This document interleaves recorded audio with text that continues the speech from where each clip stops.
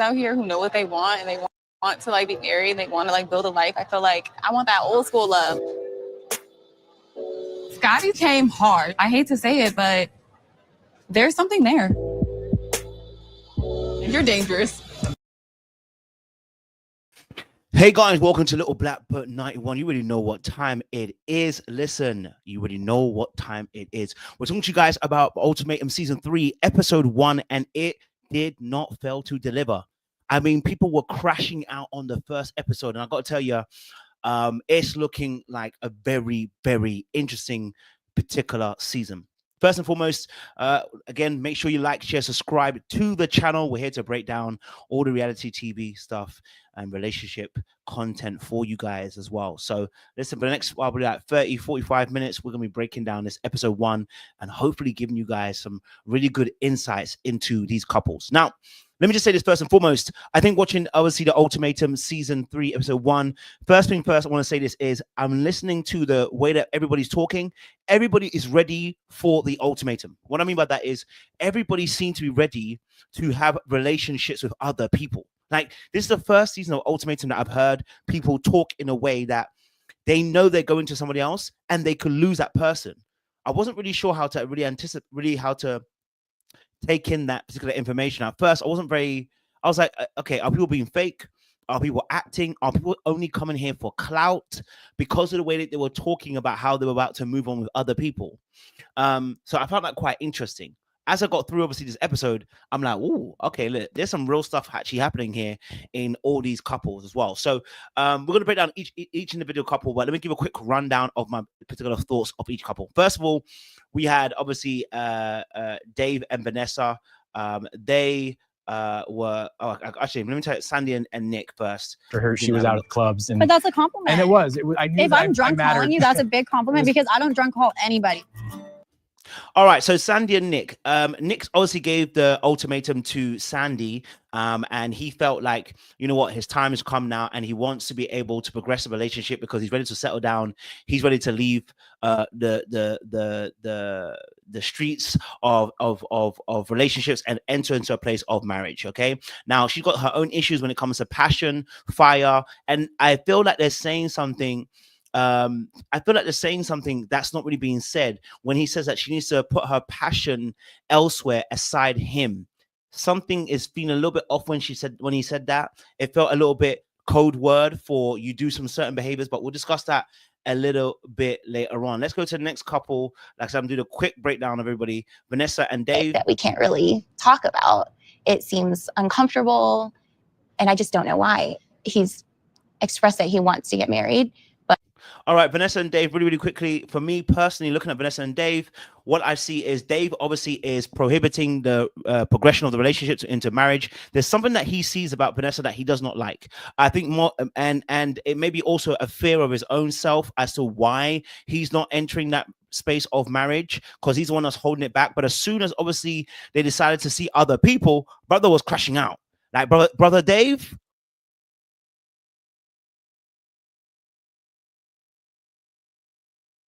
My mic crying on that. So yeah, so brother Dave was crashing out, and I was like, okay, brother Dave, why are you crashing out when you're the one that said to her that you can basically get someone else, and what would happen? Now Dave was giving a little bit manipulative vibes. There was something about Dave that's a little bit manipulative, and I'll tell you a little bit about that a little bit later on when I break them down a bit further on in the episode breakdown. Okay, let's go to our next couple as well. Let's go to our next couple because, you know, there's some interesting people. Let's go to Micah. To Micah and Chanel. I'm with you, pulling up to the spot. I'm hopping out, getting the food, jumping back in. We off to the next race. Like, well, I'm not saying that you were never there for me. I'm just saying that I just don't want to constantly be called your wife and then.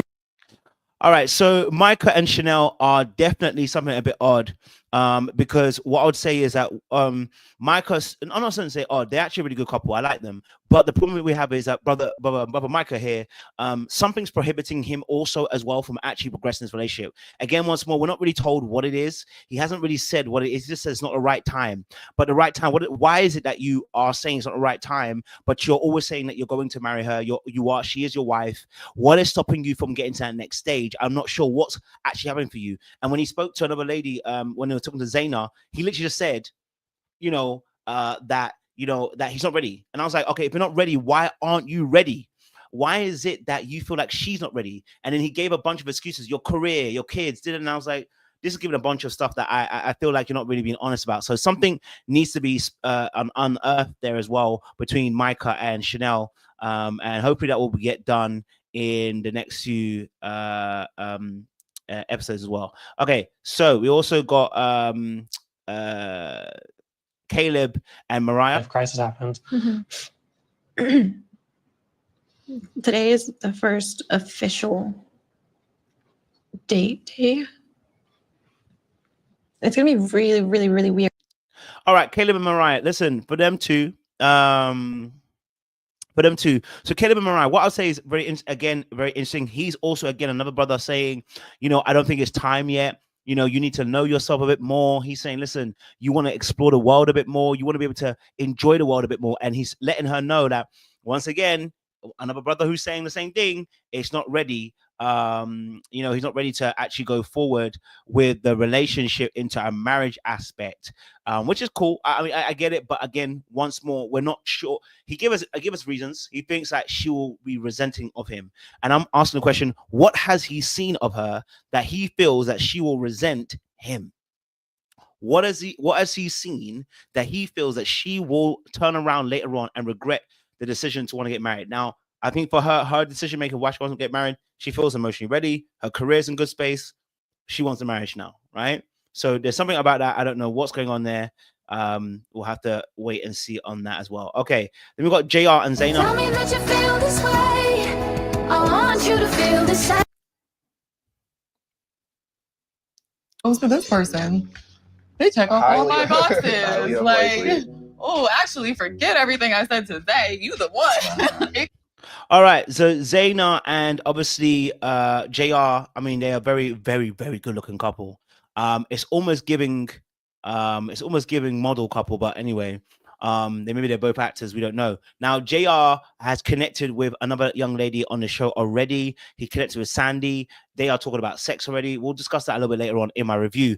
But with Zaina and JR is afraid of getting remarried again because he himself has been married before. He got married at 22, and he got married because he was trying to do it the right way for God. But sorry, wrong wording. He's trying to do it the right way for his dad, who's a pastor, and the right way for his quote unquote faith at the time. So that's why that's why he's hesitant to get married. Also, he mentioned other things about her being too emotional and not her being as seductive as he wants, right? So there's some aspects that we have to break down as well a little bit later on. So we'll go through that as well for them. But for me personally, looking at them again, she wants to be married, but he doesn't necessarily want to be married. And actually, she connects way better with another one of the guys on the show called Scotty. So it's quite interesting as well.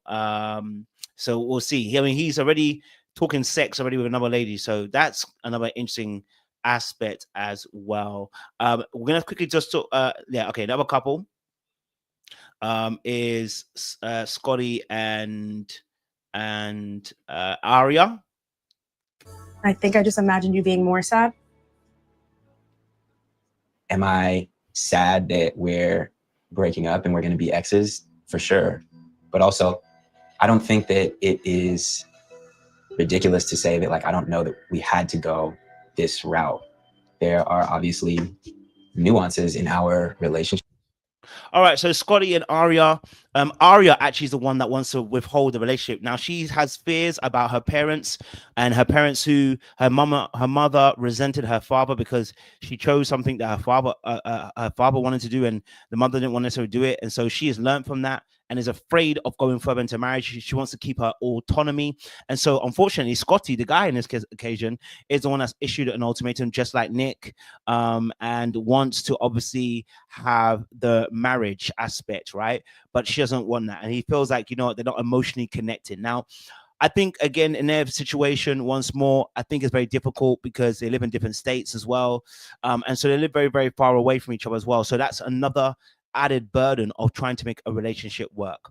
That being said, we're going to get into all the couples, but before I get into that space, I want to be able to just, I think this episode was crazy, right? And we're going to go deeper into the couples in a second or two. So make sure if you haven't done so already, make sure you guys are liking, you're sharing, and you are subscribing to the channel. Make sure you also join our membership as well for membership only lives as well. Because when we do our super panel at the end of next week, I think Monday we'll probably do the super panel for all the episodes. You'll be able to have a conversation. But yeah, I think, in this situation, when you're looking at the ultimatum, a lot of these couples, all of them, I felt like there is issues within each of them, but they're issues that can be solved, and so as we go deeper with the couples, I think I think this season is going to be very messy, because it feels like people are willing to do whatever they want to do so long as they're now broken up.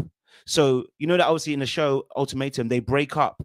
And so people are actually doing whatever they felt like they wanted to do in the first place. And I think that's going to lead to a very messy season. But again, let's get into this video. Let's break things down and let's go a little bit deeper. So we're going to go Dave and Vanessa first. We'll go Dave and Vanessa first, and we'll break it all the way down as well. So let's do that. Dave and Vanessa. Let me just put this there. So I've got my notes. All right, cool. So let's go for Dave and Vanessa and break them first down. Okay, here we go. Dave and Vanessa, this is where I think we need to focus on. At the end of the day, you either know or you're questioning if that's the right person for you. I do feel like I have been 1,000% committed to you. It confuses me when you're like, oh, but I am 100% committed to you and I am all these things. Yeah. And I show you that, but then you're like, oh, but marriage. Whoa. I don't go, oh, marriage. Like, that's not what I do. Okay, so Dave and Vanessa are quite interesting, right? I think I look at Dave and Vanessa, and there was a point here, and I'll play the clip for you guys in a second or two, which I saw of Dave and Vanessa, which was a bit concerning for me. First and foremost, with Dave and Vanessa, he said he's committed to her 100%. So what's the issue as to why you don't want to marry her? He's 34, and she is 30, right? They're at the ripe age to be connected and married for the long term. But she says, obviously, there's a non-existent timeline, but he wants to get married. So he wants to get married, but doesn't want to give a timeline. And I'm going to say this, and I'm probably going to say this so many times in a season, okay? I'm going to say this so many times in a season. Whenever somebody says they want to marry, okay, but then they don't actually show any progression of marrying, right? They're not putting any plans into place.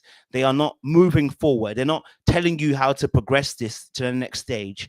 It is because they see one of three things. Number one, financially, they don't feel ready to get married to you. So they might want to get married to you, but financially don't see it. Number two, they have seen a behavior in you that they're hoping, especially for men specifically, because men are the ones who hold the key to marriage. When it comes to this aspect, they have seen a behavior in you and they're waiting to see, will you change? Okay. Will you change? They're looking at a behavior and saying, will you change? Because this behavior I'm seeing doesn't coincide with what I believe is necessary for me to get married.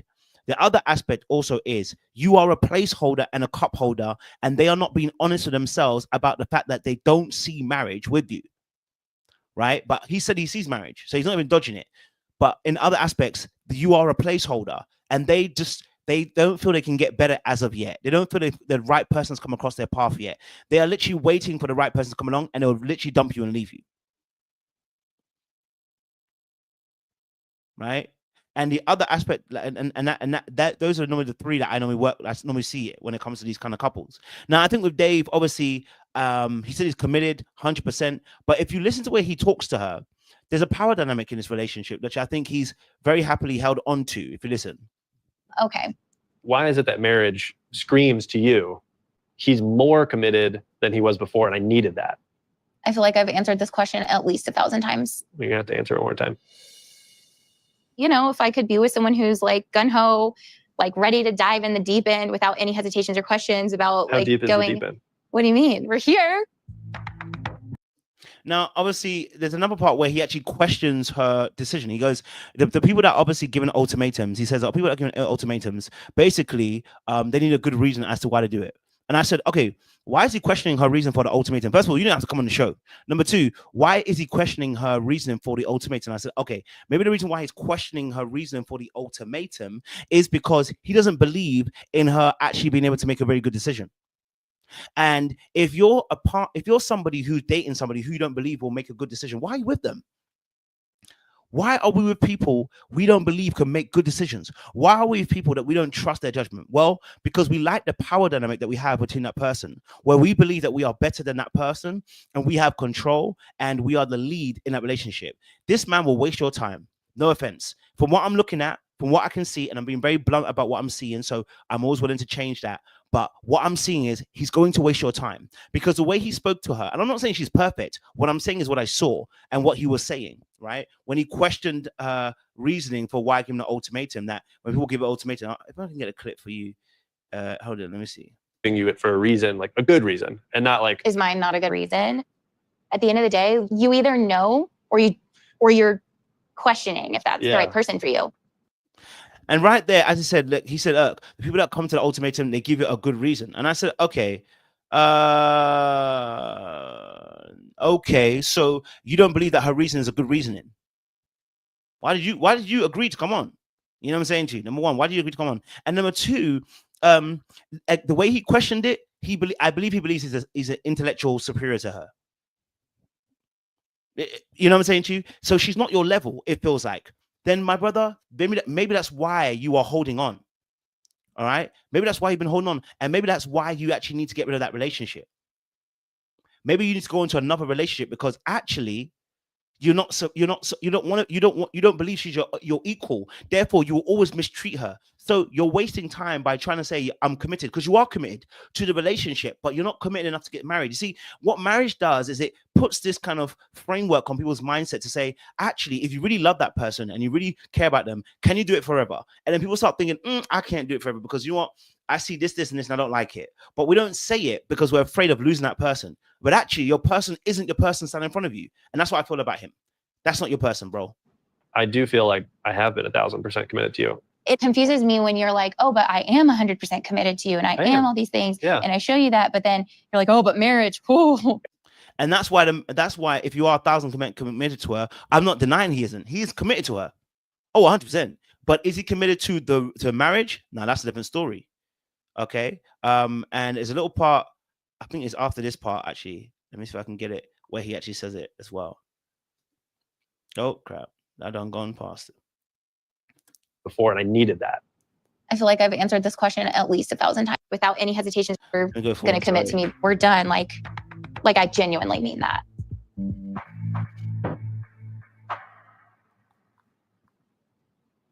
I am kind of surprised that you want to give me like this big of a pressure, like the ultimatum. Now pause right there. See how he said that? That's where I started clocking him. I said, oh no, you kind of mad. I started clocking. I said, oh, you kind of mad. You see how he dropped that bar about, I am surprised. Listen again. Oh crap. Hold on. There we go. I am kind of surprised that you want to give me like this big of a pressure, like the ultimatum. I mean, there's a very high likelihood that I connect with somebody during the dating week. You see how he put that? You see how he did that? He said, listen, first and foremost, okay, first and foremost, right? He tried to say, listen, hold on. I am very surprised. And it's almost like, that's what I'm trying to say about that superiority that he feels over her. He tried to put that across there. He was like, you know what? I'm very surprised that you put that. Like, almost like, I'm surprised you were even smart enough to think of that. That's what gave me a little bit of abusive vibes. I was like, I'm not saying he's an abuser, by the way, but it kind of gave me that manipulative vibe. Because he's like, I'm kind of surprised that you came up with that idea, Not like a surprise, like I'm surprised that you don't do this often, but I'm surprised you want to put that kind of pressure on me. Like, you don't know that I could leave you. You don't know I could do something for you. You don't know that I could be out of here by that. You know what I'm saying to you? Almost like trying to manipulate her into kind of not going anywhere, not doing anything, and trying to big himself up. What he's in a manipulation tactic he's doing is actually putting himself on a higher status. You know what I'm saying to you? But reality is he's not. The girl who's sitting right across from us, Mariah. Mariah. I was like, that's really interesting. Like she was like, she's 24. I'm just telling you what I thought was interesting. I want to pause it there because she also was not. I'm not going to buy that, sis. Don't try that. But yeah, he said obviously the Mariah girl across the table. That's really interesting. What does that mean? What does that mean? No. The girl across the table is really interesting. What are you trying to allude to? That's when I knew he was being manipulative, because he intentionally did not state what about and maybe edited. I have to be fair. Maybe it was edited, so I want to be fair. But why didn't you not state? Son of my lip, my bad. Why did you not state what is it that you found interesting over there? Why did you leave it to be, oh, that's so interesting? For those of us who played the game, know that when you leave things on a cliffhanger, it invites the other person to bite the bait. For instance, if I text you and say to you, oh my gosh, guess what happened? What that invites you to do is like, what? It's called what we call like almost like a news title, right? So it's almost like saying, so when people do YouTube titles, it's the same thing. It's to pull you in. So when he said, I was like, why are you not saying exactly what it is that you found interesting? Because you wanted to bite. So then she ended up saying to, but she's 24. First and foremost, darling, 24, 25, 26. Yeah. And I mean, yeah. Listen, darling, you brought him on the show. You put in an ultimatum. She can be 24, 25, 26. Doesn't even matter. You brought him on the show. So whatever. But in that space, I said, why is it interesting? Why are you not saying what it is? And I thought it was manipulative in that space that he did that. So I didn't like that. And then quickly, I don't know if I can find a clip, but he actually stated what it was. Aria really fast. She was very easy to talk to. Honestly, I did not expect to feel that comfortable that quickly with her. I met my ex Dave. Honestly, I can find a clip. Sorry. Be vulnerable. It's one of my favorite things to do. Be vulnerable? I'm secure about my insecurities. Aria was someone that I was super interested in meeting right from the get-go. I thought she was beautiful. What are your love languages? Now, when he said he's obviously secure about his insecurities, I said,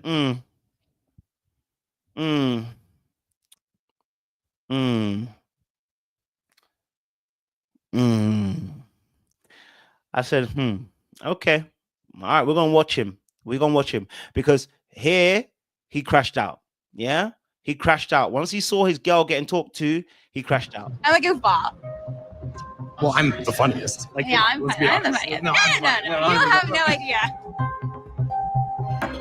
Yeah, live with me. I have to pee anyway. How's it going? Now, old boy was crashing out. He had decided to go and break up the conversation between himself and his partner. I said, why are you crashing out? Why are we crashing out?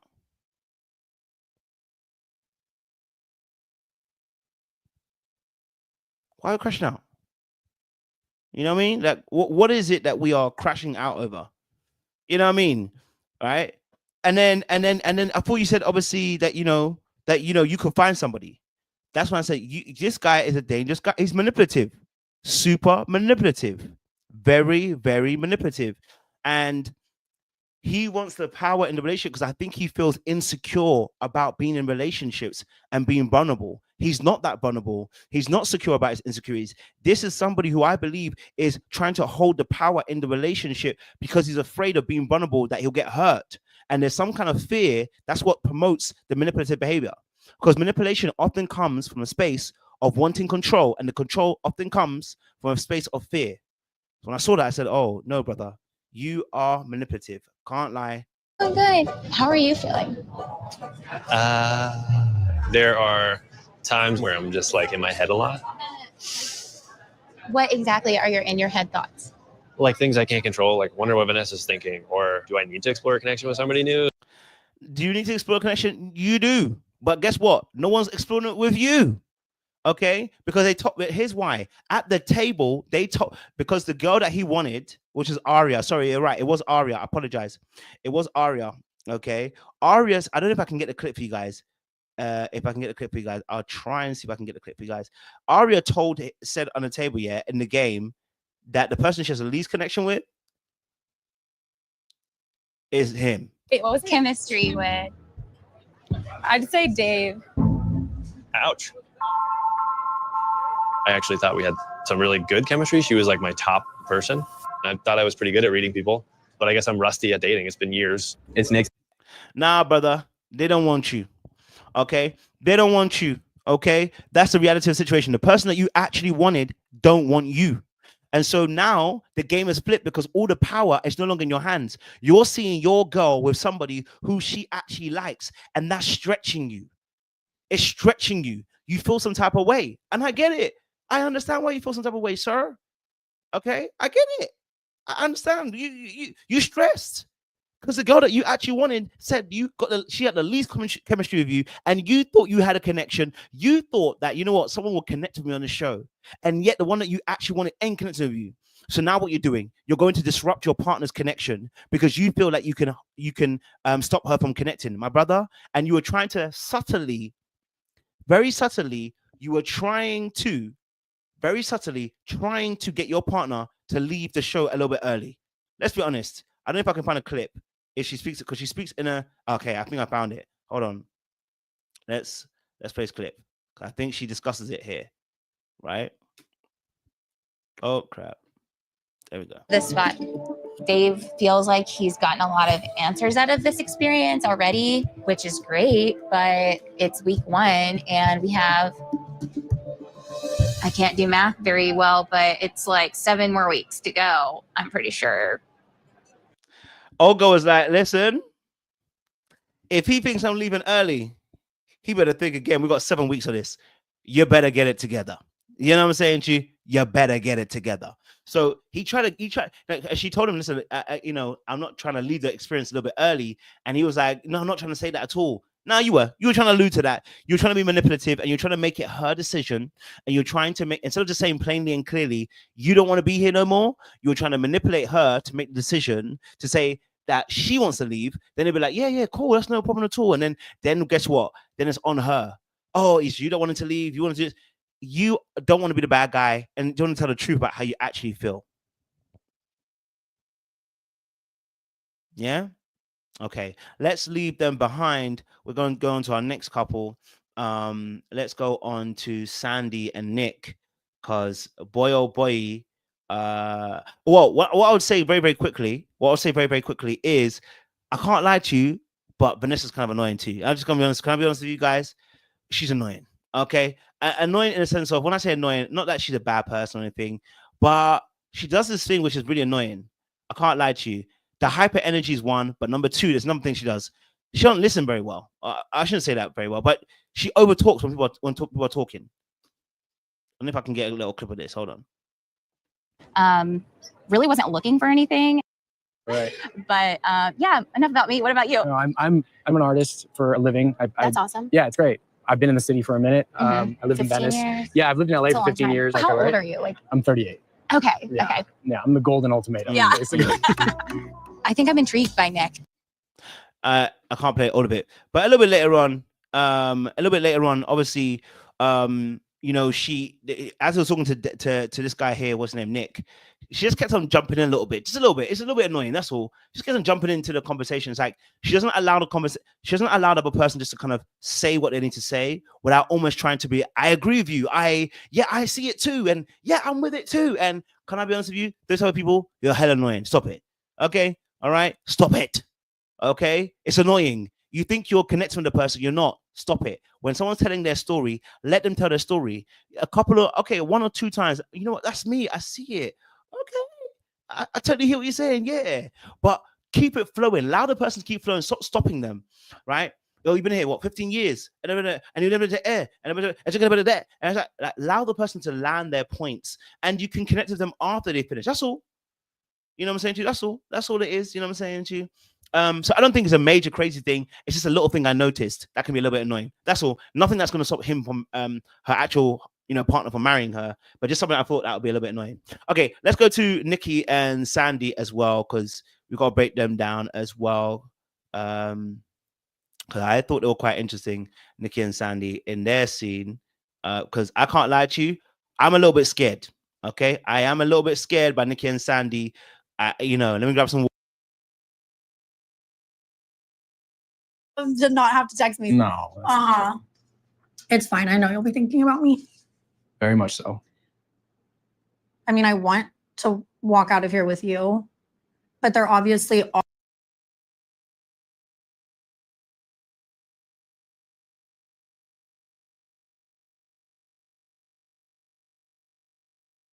Sorry, Sandy and Nick, very interesting couple. And I'll tell you why I find them quite interesting. Something about their relationship is a bit odd. I'm a little bit scared by the relationship.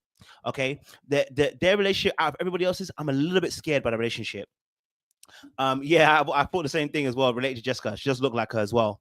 I'm a little bit scared by the relationship because of the language that was being used in the relationship. I can't lie to you. This is the first episode, but I may be wrong. But the language that was used, I was a little bit scared. I was like, it's giving undercurrents and undertones of some level of abuse. Like very similar to the Dave situation. It's giving undercurrents of manipulation and abuse in there underneath, just a little bit, you know what I mean? And I'll tell you why when I play more of the clip, but it's just a little bit undercurrents. I don't, you know, and I was like, it sounds like you guys are in a toxic relationship. Hey hoes. Are like hesitations that I have, or else we would be engaged, you know? I want you to love my fire. Like, your fire directed towards your passions is a beautiful thing. Your fire directed towards me with you're my passion. Okay. Okay, that statement alone is what concerned me. That was the only thing. That statement alone was what concerned me. I said, oh, your passion directed towards your thing is great, but if passion directed towards me, and I said, is that code words? Is that a code word? You know what I mean? Like the way you coding it, because you know he mentioned her being feisty, and I said, okay, are these code words? You know what I mean, for other things? So I was looking at it again. I said, this is a bit strange. Why is your passion? Why are we using the words passion being towards me being a problem? Why would someone's passion be a problem towards me? And I said, okay, are we using that word on purpose to kind of allude to something? So I'm just looking at it in a particular way. So I looked at it and I said, okay, the language is a bit off. I'm not really sure about it. It's given a little bit odd in the first episode, right? And then she started saying, I mean, you are my hobby, you are my this. And I said, baby, he can't be your whole life. How is he your whole life? That's what manipulators kind of start saying. You know, you're not my everything, but you know, you are my hobby. You're like almost actually trying to charm him all the time. And I'm like, I need to know a little bit more further down, because like, why is somebody your hobby? It's a bit scary. You are like good and bad. Like you are. I'm so passionate about you, and you know that. You should put that passion towards, you know, swinging a golf club and like. No, I'm not that passionate about that. Or some hobby that you can get your aggression out on. You're my. Now the use of words aggression. Now, had this been a black woman, would have said aggressive. Had we said aggression for a black woman, we would all be saying. So the fact that he said that she's aggressive as a white woman, I said, oh my dad. I said, I said, something doesn't seem quite right here. So what are you really saying? You're saying that she's too passionate towards you, and that she said that, you know, you are her passion, and now she's saying you are her hobby, and then now you're telling us, you know, that aggression, you got to use it elsewhere. Are you talking about aggressive behaviors, or are you talking about? Is she too sexual? What are you trying to say? You know what I'm saying to you? What are you really trying to say in the space? I want to know what you're really saying. So I don't know. It was interesting to see the language that's being used in a space, you know? My hobby. Shouldn't be your hobby. I should be your husband, not your hobby. And the fact that he's making it very clear, the lineage, I shouldn't be your hobby, I should be your husband. There's something not quite right here. And maybe that's, but then I'm like, why do you want to marry her then, sir? Why is it your issue in the ultimatum? She's got it all the way wrong, and she's not got it in the right frame and the right order. Why is it that you want to marry her? What is it about her? Maybe you're not really seeing the red flags as red flags, because the language you're using is kind of concerning me, that you're just saying that, okay, it is what it is. You know what I'm saying to you? You're using the wrong age. Yeah. I'm gonna miss you. Shut up. You're here now. I don't want to think I about that. know, but I've already Let's missed just be you. together. All right. All right. So, yeah. Now, obviously, there's a 10-year age gap between the two of them, if I'm correct as well. 10-year age gap between the two of them, which means they're in different phases of life. And he wants to be more quiet, settle down, chill vibe. She wants to have more of a life and be exuberant. There's nothing wrong with that. They're just in two stages of life. So with him wanting to settle down, I get it. Unfortunately, they're in two different phases of life, and I don't think she wants to change that. I think he wants to settle down. No, not even, I know that he wants to settle down, and wants to be able to chill. I think what do you know? What do you know what? What here's what I think. Here's what I really think. What's really happening here? Okay, I feel like is that sex is the big issue here. Let me tell you why I think sex is the big issue. She is fiery, passionate, sexual. And I think that is what's confusing the brother. I think that is confusing the brother.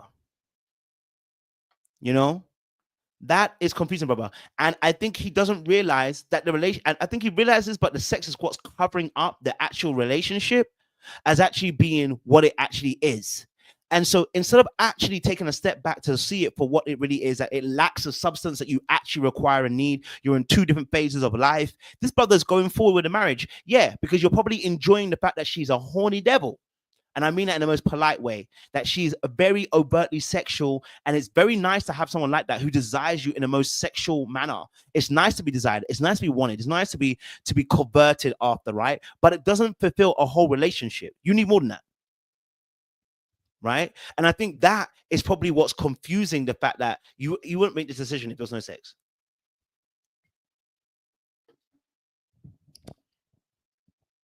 Yeah. Right.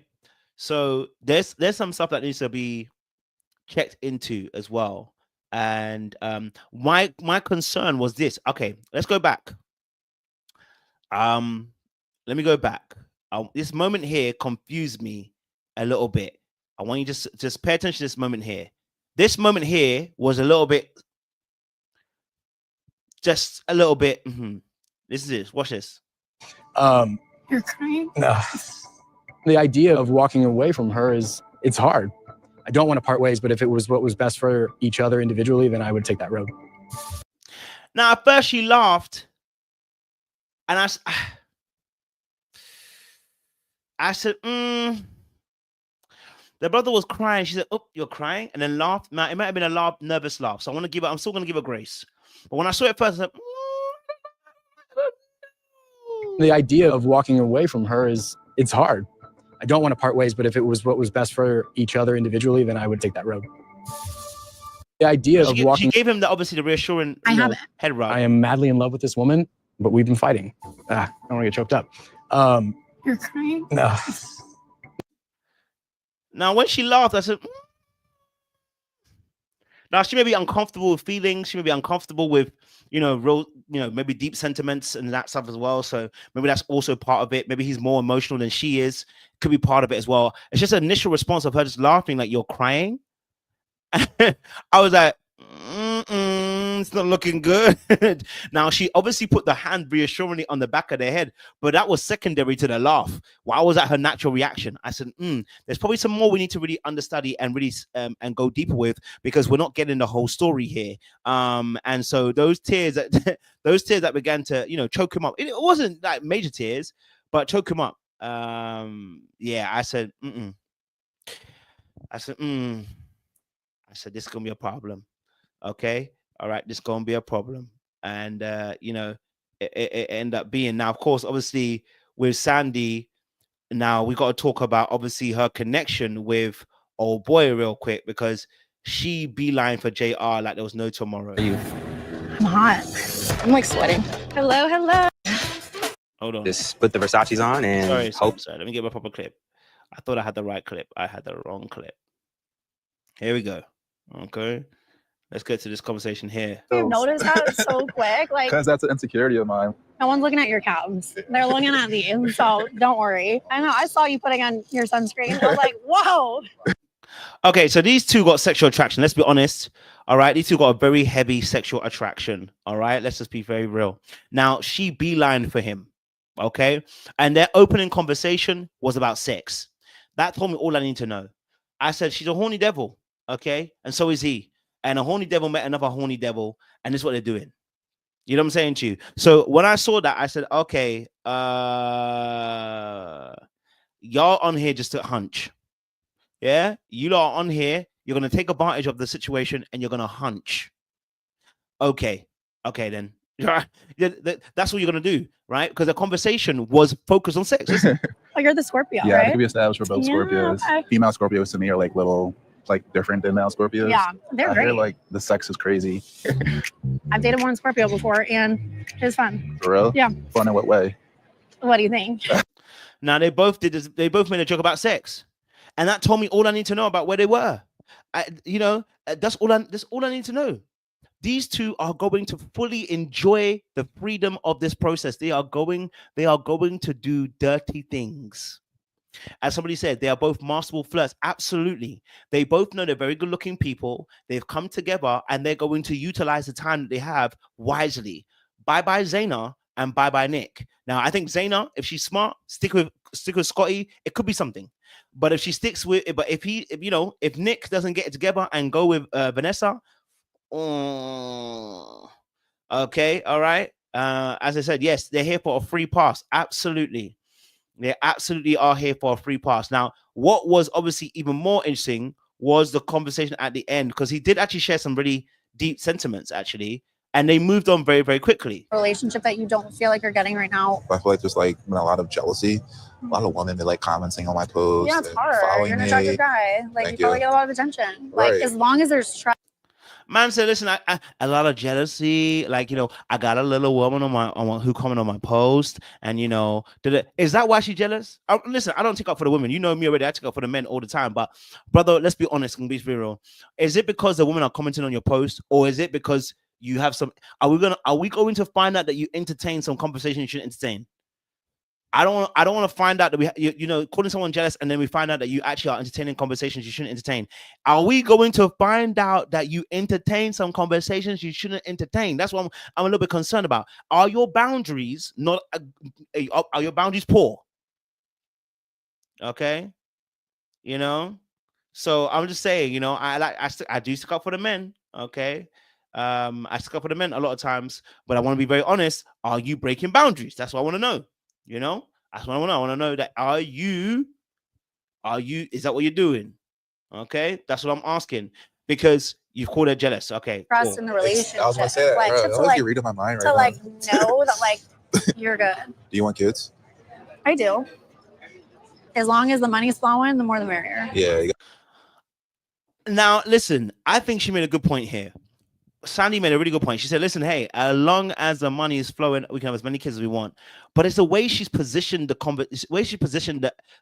point makes me see she take my money when I'm in need. Yeah, she's traveling, friend indeed. Oh, she a gold digger. Way over time. That dig on me. That's what it was given. You know what I'm saying to you? Yeah. Right? Because the way she answered it is not the answer. The answer itself is fine. It's absolutely right. I'm always a person that looks for financial security first. But the way she said, well, so long as the money is flowing, I said, oh, she take my money when I'm in need. Yeah, she's traveling, free indeed. Oh, she a gold digger. Way over time, that dig on me. Like, you know what I'm saying to you? So I'm looking at him like, I said, baby, listen, we gonna have some problems. Like Sandy, he ain't gonna take us seriously long term, but he gonna have some fun. You know what I'm saying to you? Now he did get deep, and I wonder if I can get the part where he got deep. Young, like elementary school, missing school, shit like that. So that's really been a driving factor for me. That's hard. Yeah. It's hard to talk about, but it's supposed to be fun today. So I know. We're gonna talk about that later. Now, hopefully they did talk about it later on, because hopefully they did talk about it, because I'm looking at this going, this is an opportunity where he actually began to share his heart and was becoming vulnerable. I was expecting her to be like, oh no, I'm listening to you, continue. Like, but obviously maybe he didn't want to make it very deep, so he decided to leave it alone. But I thought she might kind of continue it on and be like, no, you continue, I'm listening to you. But she didn't do that, and I wonder if she actually ever does that. You know what I mean? I wonder if she ever does that. So that was also quite interesting as well in that space.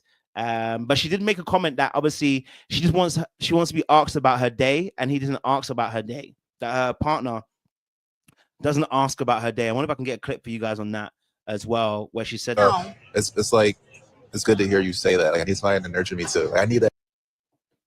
Okay, hold on. Yes, I think I got a clip here. And I want someone to be like here with me and be like, how was your day, babe? He never asked me that. Yeah. Now she said obviously that he never asked her that. Probably not never, but let's go with that. She feels like he doesn't ask her about how her day is going. So maybe she doesn't feel that he's as interested in her because he doesn't ask those little things like how's the day going, how are you, showing genuine concern for her and the rest of her day, right? Those little things, that emotional connection aspect. And so it's gonna be interesting. You know what I mean? It's gonna be interesting to see how this plays about, you know what I mean? So I'm intrigued to see what the sexual deviants are going to do in the rest of this episode. All right, cool. Go to the next couple.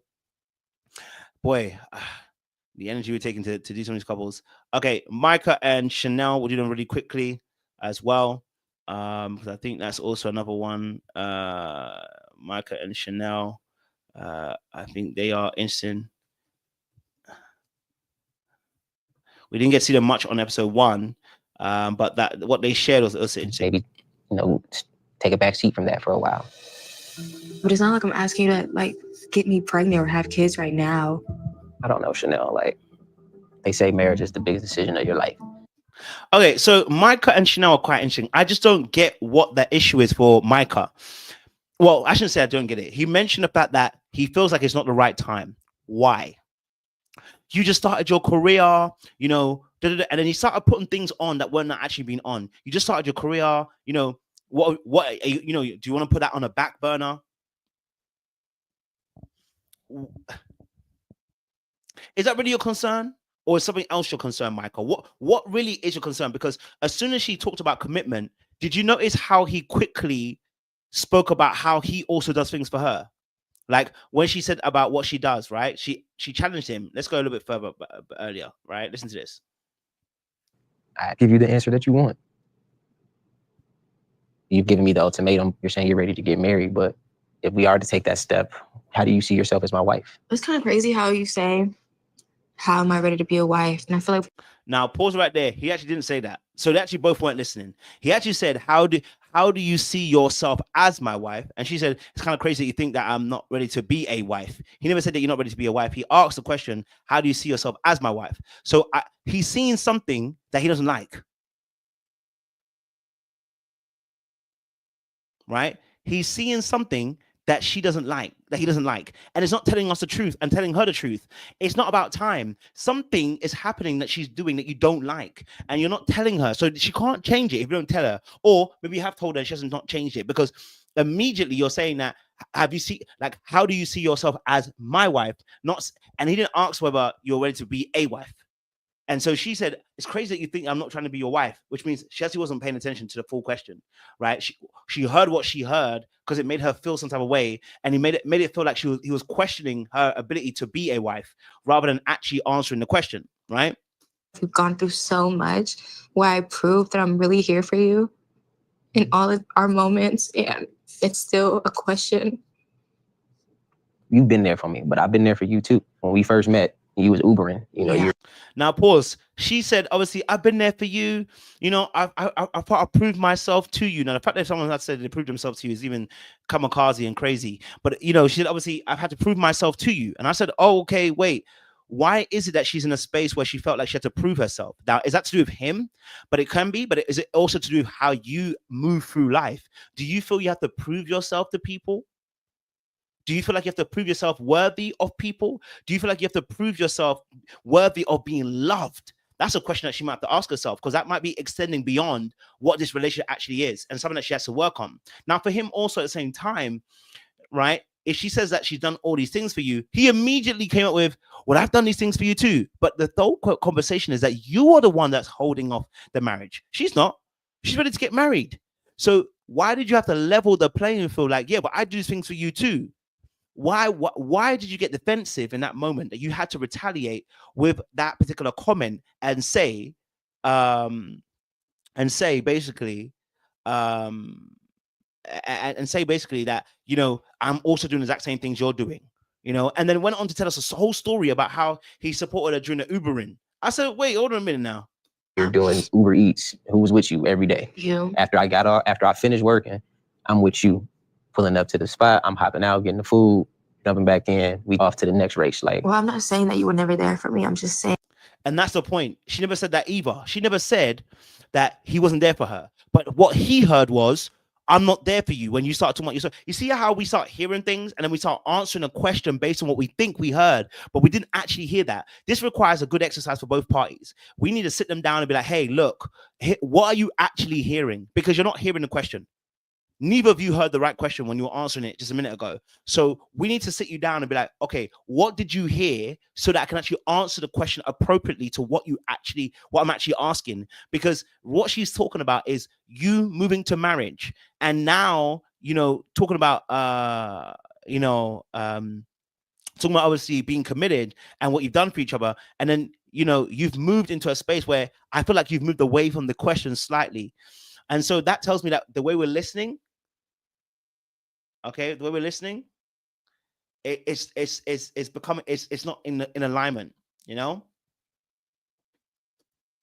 Saying that I just don't want to constantly be called your wife and then nothing ever comes from it, you know? it's gonna happen. I just don't think right now is just the right time. Think about it, like you just got started in marketing. Like how happy did you feel when you got that job?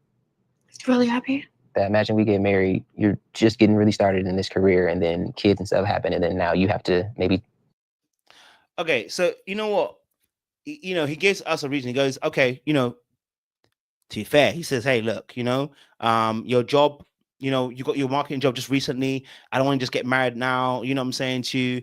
What about the kids? You know, kids and everything.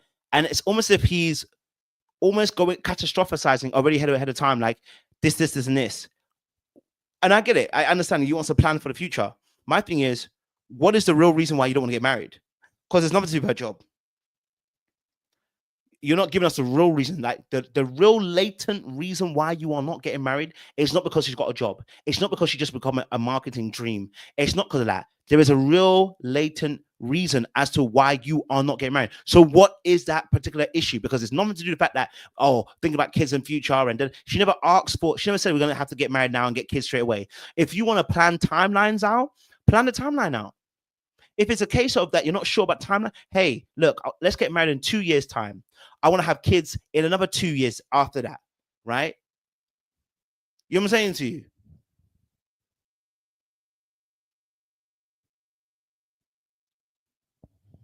So that's what I'm saying to you. That you just got to plan it out, bro. It's not. Don't have to make it any more difficult than it is. Just plan it out. Look, next 2 years. If the issue is we haven't saved up enough finances, be honest. Look, we haven't saved up enough finances. Here's what we need to make this wedding work. We need what, 10 to 15K maybe. I don't know. I'm just quoting out numbers. All right. We need another 10K, 15K for a deposit for our house, so where we move to. Wherever we're going to next, right? And then when we do that, this is what we need to do. This and this. And I haven't got everything else figured out, but that's what I need to do. And then everybody knows where they're going to, because what we're doing right now is playing God. And I don't mean that in a way of him being a savior complex. More in the case of almost like with God, when you ask God, when will it happen? God will be like, it's on my time. Because he knows best. So when it comes to God, he knows his best. You know what I'm saying to you? He will tell you, listen, the promise is coming. The promise is coming. The promise is coming. But you don't know the exact time is coming. No man knoweth except the Father when, you know, that day is coming. But yet, you know, we in this situation, no one knows in this relationship when this marriage is going to happen. It's like, listen, we don't need to play that role. Let's try and be a bit more, let's try and pin it down to a time and put it as to, and go from there as well, you know? So I looked at it and I said, okay, you may need to look at that a little bit deeper, bro. You know what I'm saying to you? So, yeah. You know, take a back seat from that for a while. But it's not like I'm asking you to like get me pregnant or have kids right now. I don't know, Chanel. Like they say, marriage is the biggest decision of your life. So I don't feel like I'm like in a rush. Maybe he's not where he needs to be financially. Maybe he's not where he needs to be business wise. You know, maybe that's a way. Maybe he's not comfortable with where he is right now. There's something that he's not telling us. Maybe he's not comfortable with what position he's in right now, and that's why he's holding it back for now. You know, maybe he feels he'll be trapped if he gets into a marriage right now because he's not where he needs to be. And sometimes a lot of times men can do that. A lot of men can do that. So that can also be a big thing that is also working in that space as well. But okay, we'll move on from them. Let's go obviously then to Aria and Zaina. JR and Zaina, because they had their issues as well. In fact, I'll probably do it a little bit different. Let me go to Aria and that's fine. We can go to Zaina. I want to find a clip for you guys that will match what we're looking at, because their situation was also quite interesting. Here we go. Okay. Zena and JR. Let's go. I never knew there was love like this before. Never had someone to show me the love. All right, next one.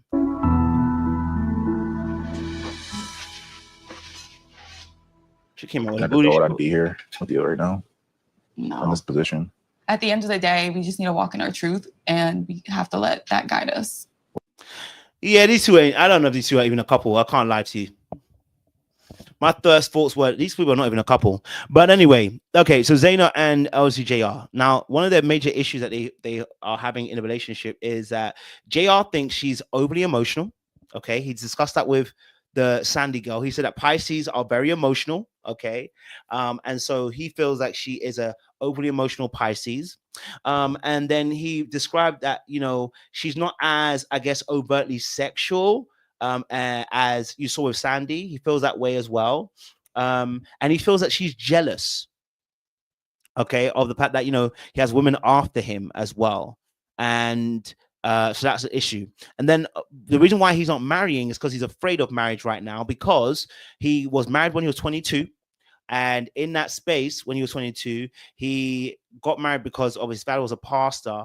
And because his dad was a pastor, he got married to the girl that he wanted to get to. He wanted to do it the right way. They didn't have sex until they were married, right? So this isn't.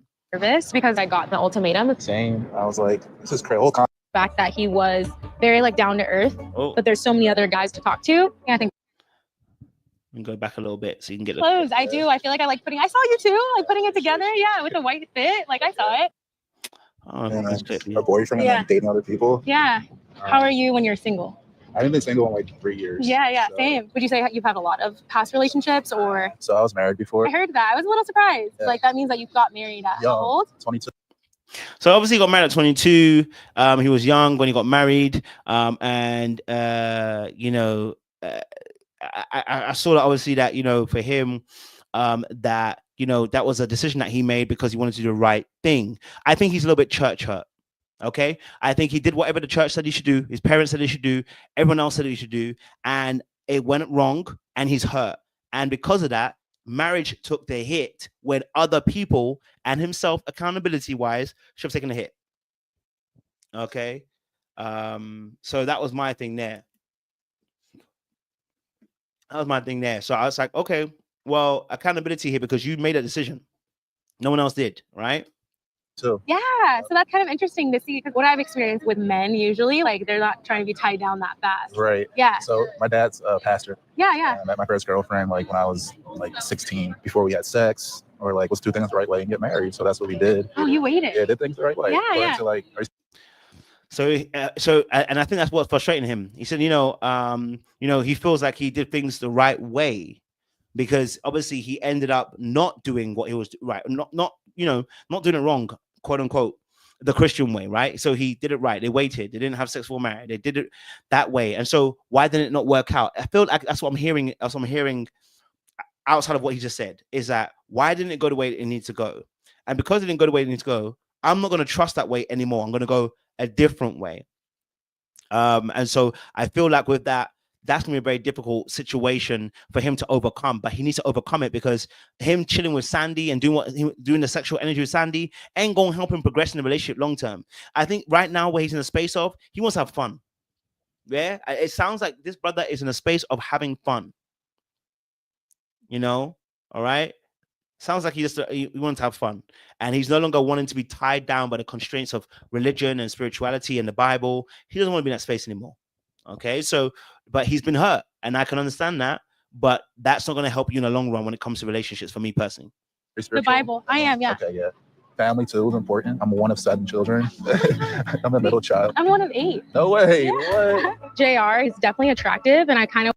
And he's also a middle child. You know how that goes.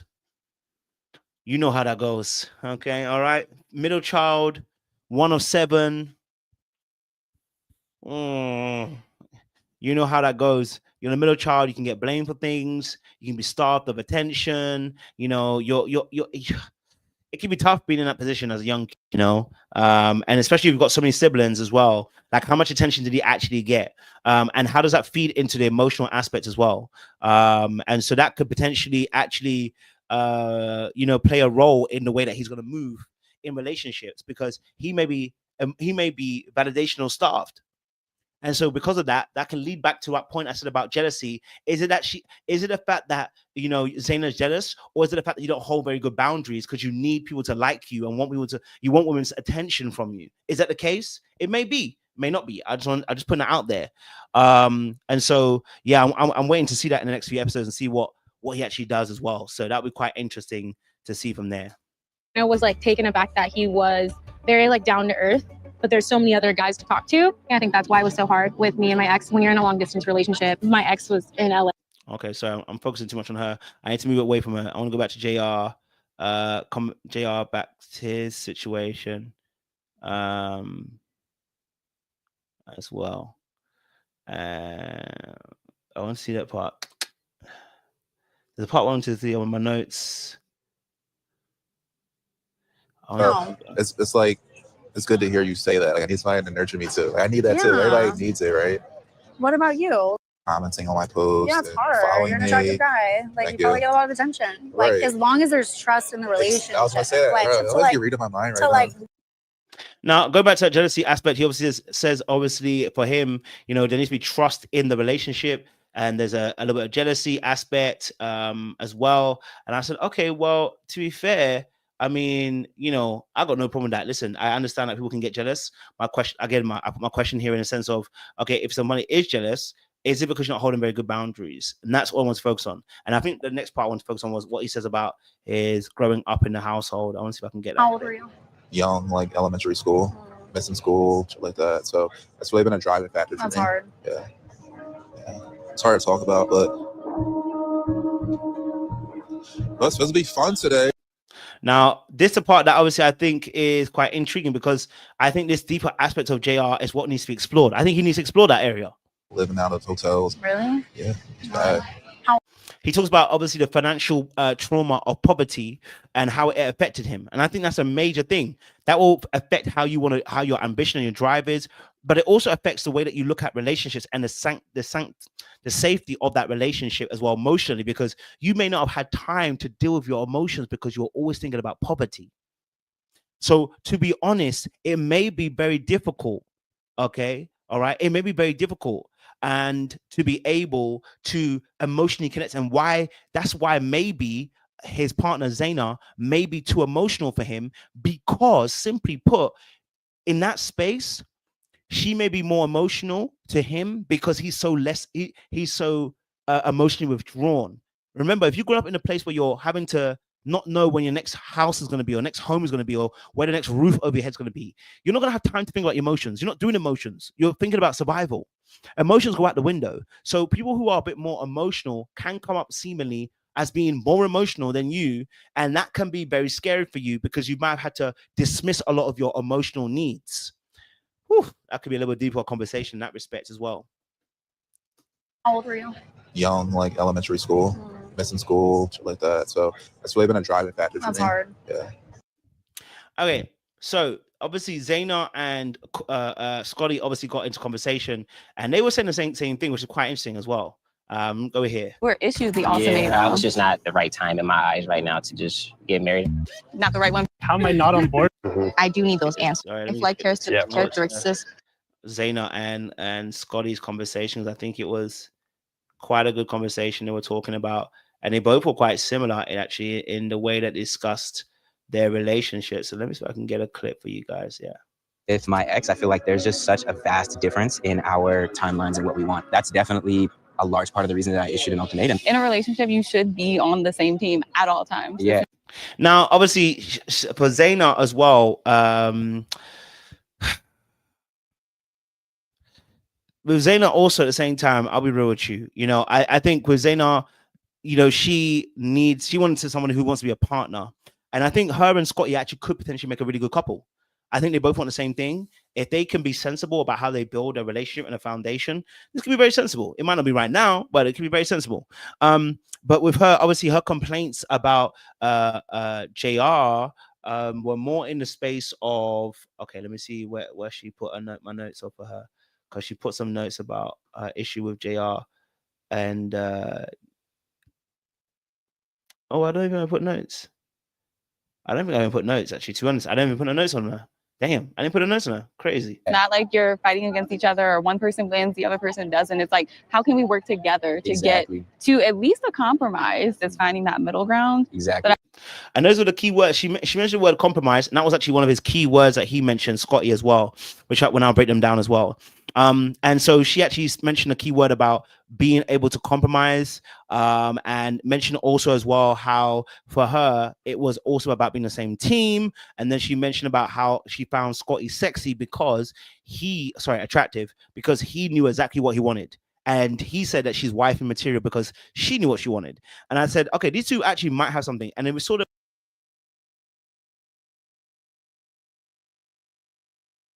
later on, having great conversations. Scotty came hard. I hate to say it, but there's something there. You're dangerous. What do you mean? She looked like Erica Mena and the other girl that Joe Budden dated. What's her name? Sin. Yeah, Sin. Yeah. She looks like a mix between Erica Mena and Sin. I can't even lie to you. If anybody knows what I'm talking about, they know what I'm talking about. But they have some chemistry. Can't lie to you. It was very sultry, very smooth. It was seductive. Okay, all right. So someone said no, she don't. I think she was like Erica Mena and Sin together, to be honest.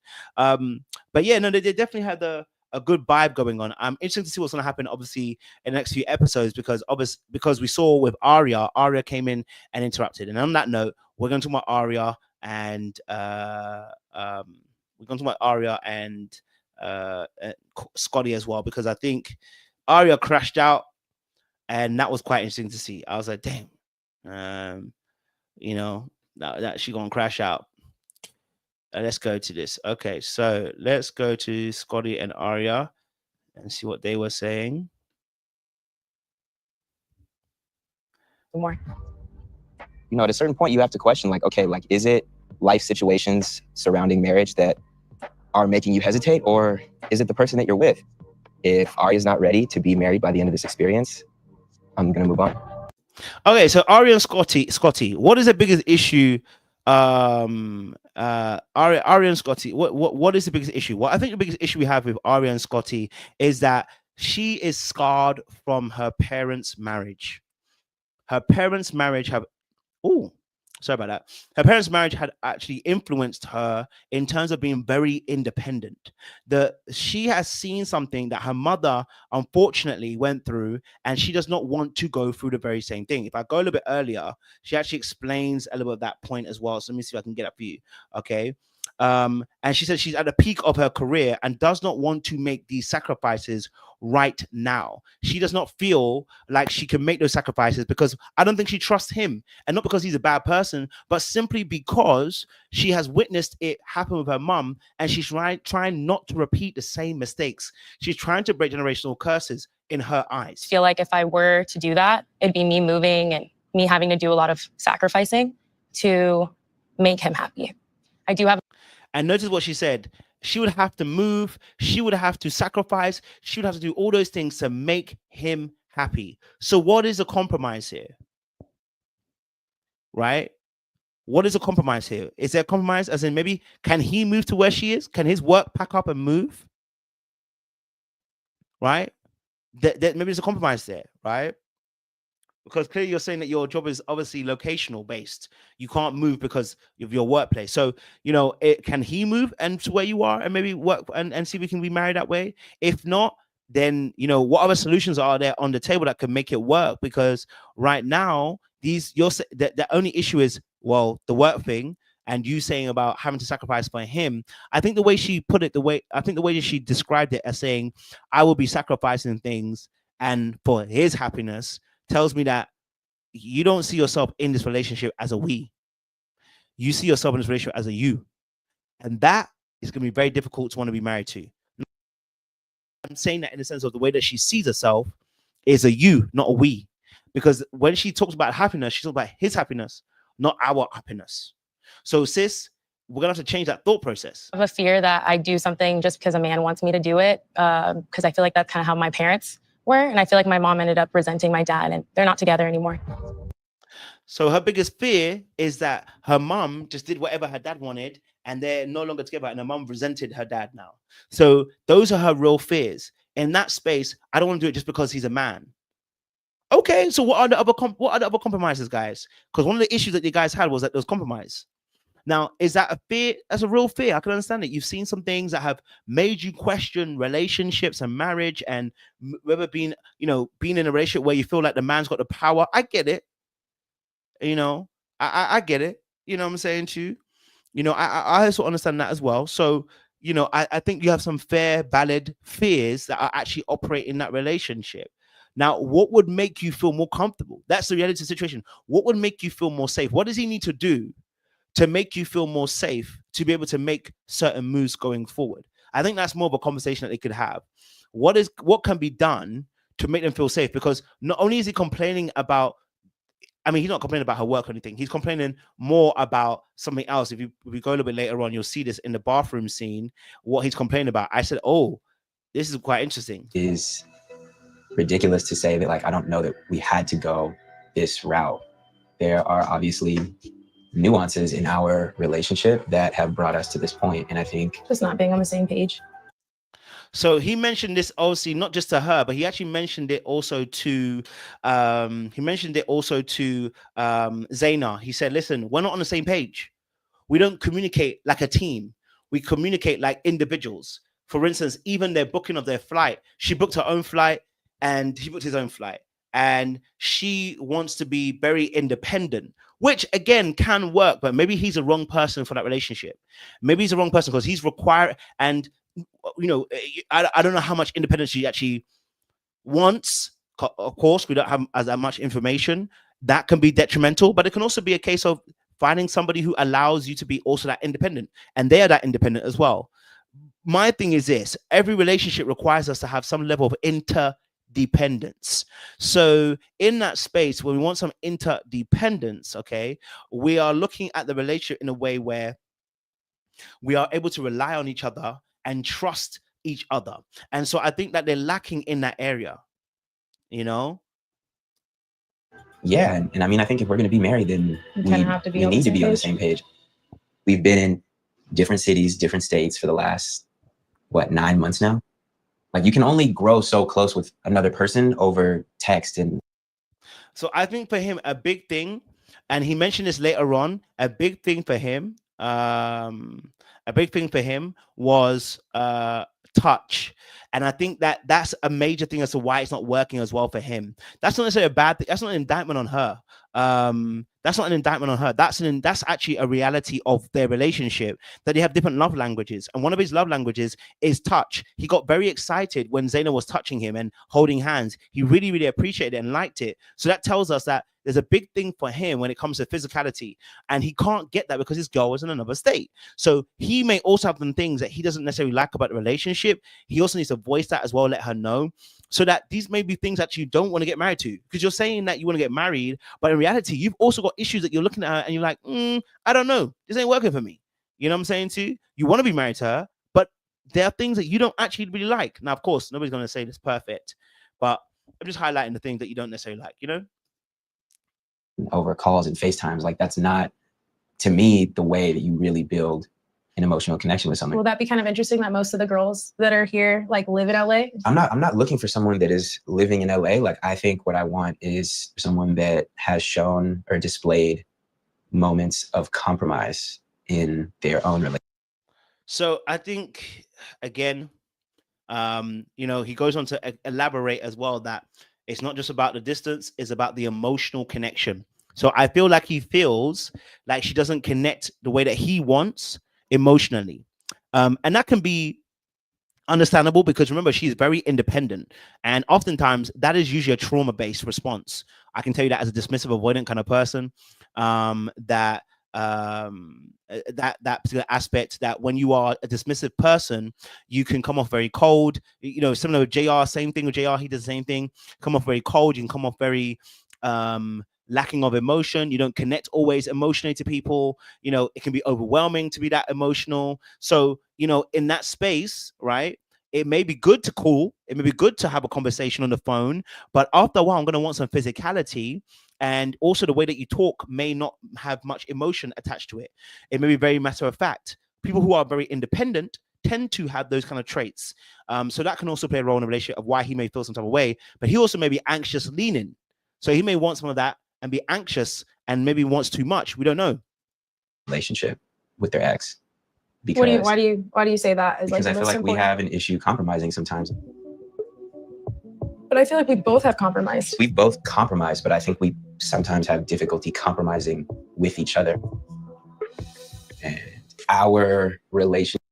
Now, he's gonna go on and say, he's gonna go on and say as well something very, very interesting.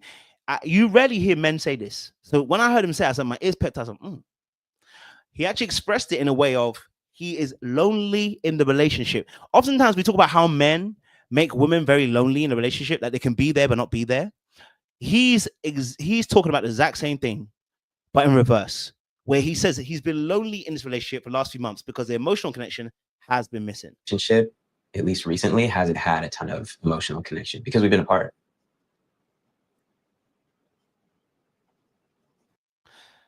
So he said, obviously, the emotional connection is because they haven't been together in that aspect, which I get. I think also there's an aspect of emotional connection doesn't necessarily need you to be physically there. So I would say also at that point as well, that is it that he's misconstruing what emotional connection looks like? Because emotional connection isn't just you being physically there. Emotional connection actually is about you expressing the emotions that you have, also emote, but also being able to have a safe space to say your feelings and your wants and your desires. Is your ability to be able to communicate, a safe space, do it without judgment. It's a space where in a place where you can also deal with, you know, difficult conversations and arguments and see the silver lining, you know. So there's a whole bunch of things that come with emotional connection and being emotionally available. And so I just want to make it sure that he's not just expressing physicality as emotional connection, but, you know, I'll hear him out and take it on board. So do you feel like you're also looking for like an emotional connection too? I've spent a considerable amount of time alone recently. And so, yeah, I mean, I think like an emotional connection to someone, especially someone that really like understands me. Now, the fact that the brother said, listen, I'm looking for a connection, and especially with somebody who understands me, it's almost sounding like you don't feel like she understands you. Which means we've got a bigger issue. Okay? You got a bigger issue than marriage, my guy. Okay? We've got a bigger issue than marriage, my guy. You know what I'm saying to you? So for me personally, sorry, got a phone call. For me personally, when I look at it and I'm going, okay, sorry about that. Yeah. So when I look at it and I go, okay, cool. So he feels like he's come here to come and connect with someone emotionally, and that's gonna be the biggest issue because that's how she's gonna get wrecked. You know what I'm saying to you? That is how she's gonna get wrecked because he didn't say he's coming here to sleep with somebody. He said he's coming here to find an emotional connection. You are at the relationship at that point. You ain't coming back. If you are purposely coming to see an emotional connection, you are not coming back to that relationship. I can guarantee you that now. Like if you go and have sex, you may come back. But you go in there to get an emotional connection, he ain't coming back. Yeah, he ain't coming back. He a goner. That is why she crashed out. Okay? That is why she crashed out. I think I'm also looking for someone that Wants to be married. yeah, like that is interested in taking that next step. Why she gonna crash out?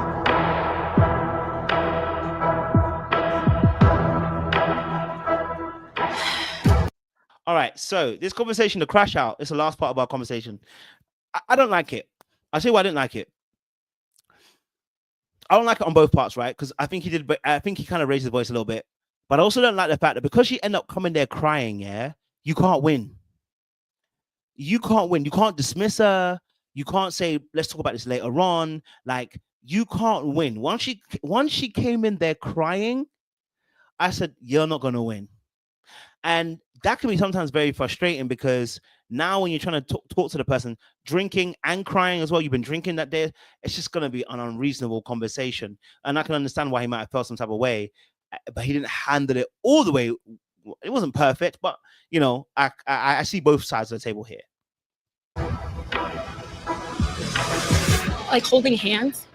With who? With her, like right in front of me. With Zaina? Yeah, like if you're gonna get physical, do it not in front of my face. Aria, come on. Now, first and foremost, I don't like his answer because you know who he was holding hands with. Right? First and foremost, you know whose hands you were holding. Okay? All right? I don't like it. Okay? So that was my first annoyance with it. I was like, sir, stop playing around. I don't mind. You haven't done anything wrong. You haven't done anything wrong. You guys are broken up and you are now separated. So you haven't done anything wrong. But my issue was when she's saying you were holding hands, who? You know who? Who else's holds hands were you holding? You was only holding Zaina's hands. So who else's hands were you holding, my guy? Were you holding more than one person's hands today? I have never disrespected you. I think that was disrespectful. You're literally holding another girl's hand. Now, my issue with Aria is she coming here crying. Okay, all right. You coming here crying, bursting out in tears, talking about it's disrespectful. Tell the truth, sis. That's not how you feel. Tell the truth. That's not how you feel. You using the word disrespectful is a cover-up. She's acting like a man. This is what men do. This is actually what men do, not in a bad way, but when men don't have the emotional vocabulary, okay, to be able to describe what's going on with them, they often use the words disrespectful. I'm one of those people, I know. So as I learned more about emotional vocabulary, I realized I need to stop using the word disrespectful because not everything is disrespectful. Not everything can't be underneath the umbrella of disrespect. Some things are, be honest. When you saw him hold her hands, when you saw him hold the hands, how did you feel? You know what? I felt jealous. I felt envious in that moment. I felt hurt, you know, by you holding her hands. And I know that we are broken up and I know that I can't actually say anything. So it hurts to see you that way. Right? That's all. That's all you have to say, sis. But you see, you can't be vulnerable. And this is what men do too. You can't be vulnerable and you don't say what you really actually feel. You're not feeling disrespected. You feel like you feel like you're losing your partner. You feel like you're losing your person.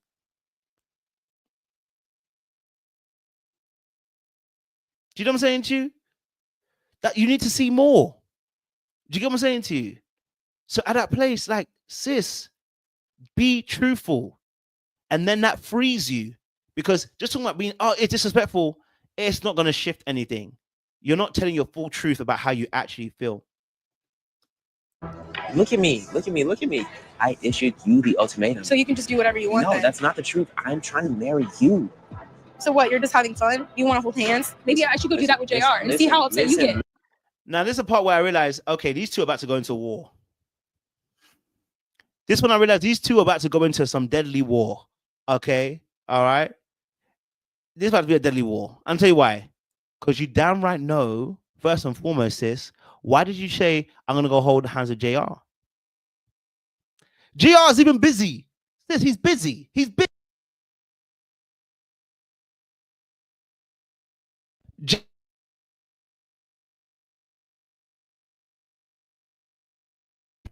My mic keeps trying to cut out. JR is busy. I said it again. Busy. Okay? He's got another chick. How he feels about JR.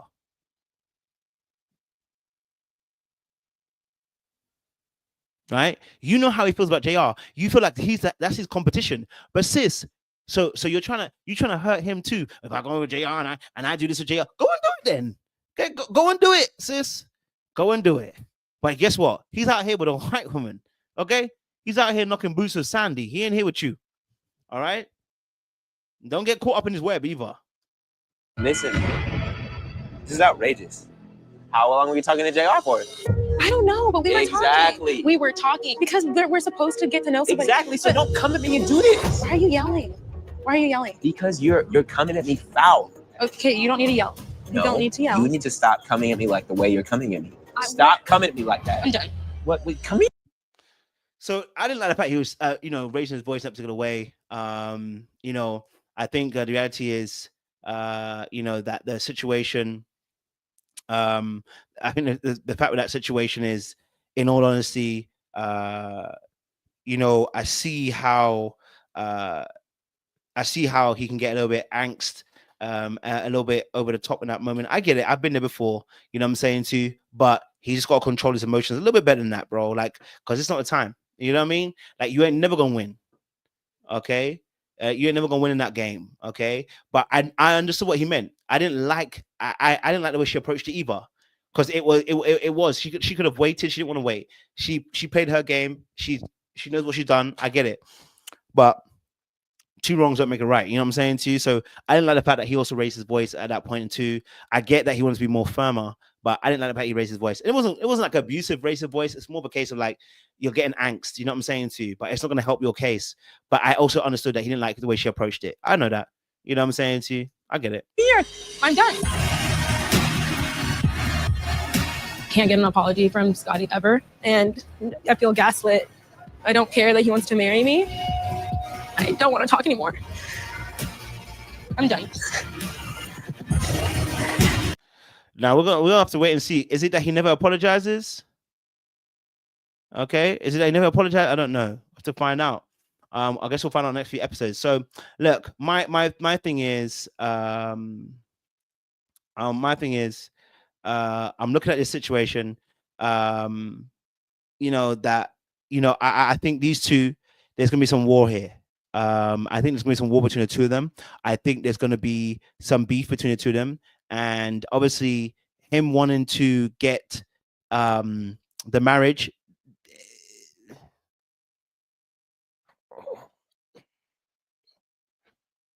It's going to be very difficult because we are behaving this way.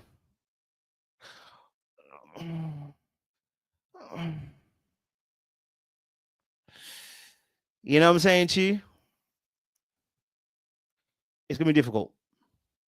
And so I personally, I'm waiting to see what's going to happen in the next few episodes. I think they need to work. I think obviously some time alone, them to spend time with the other couples, because y'all broke up.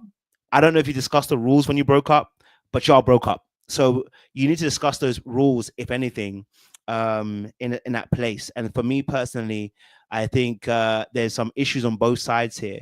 I think she needs to learn how to be more emotionally open and a bit more vulnerable, a bit more emotional connecting. I think he also needs to learn also how to that he may need to also contain his emotions, because that was a little bit of a burst there. So these two are two sides of the two sides of a coin, and until they both learn how to actually handle the opposite side of what they actually do, I think they're going to struggle to be able to come together again. I think the people that, right now he has the power because he's got a genuine connection with Zaina, and she's an absolute freaking baddie. Like, let's be honest, old girl crashed out because she saw a baddie on his arm. Let's be honest.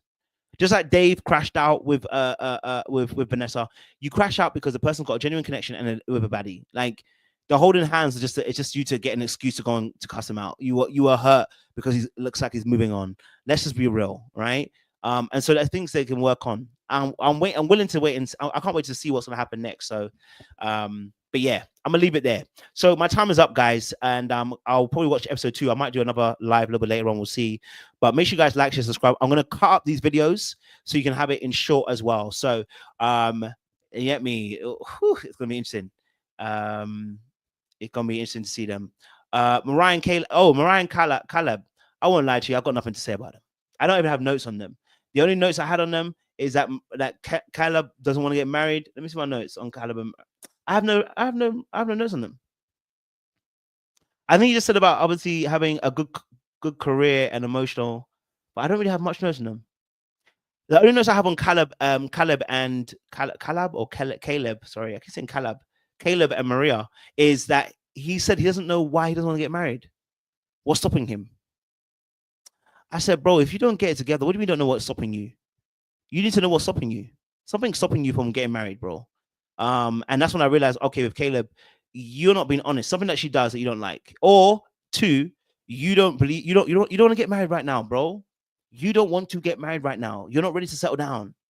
You know what I mean? So anyway, I'm gonna love you and leave you. And we'll get on this. This is only episode 1. We'll watch the rest of the episodes and hopefully do some more lives for you guys. But make sure you like, share, subscribe. Click on the bell button for notification uploads. We appreciate you guys. Stay locked, stay loaded. We'll see you again very soon. Much love.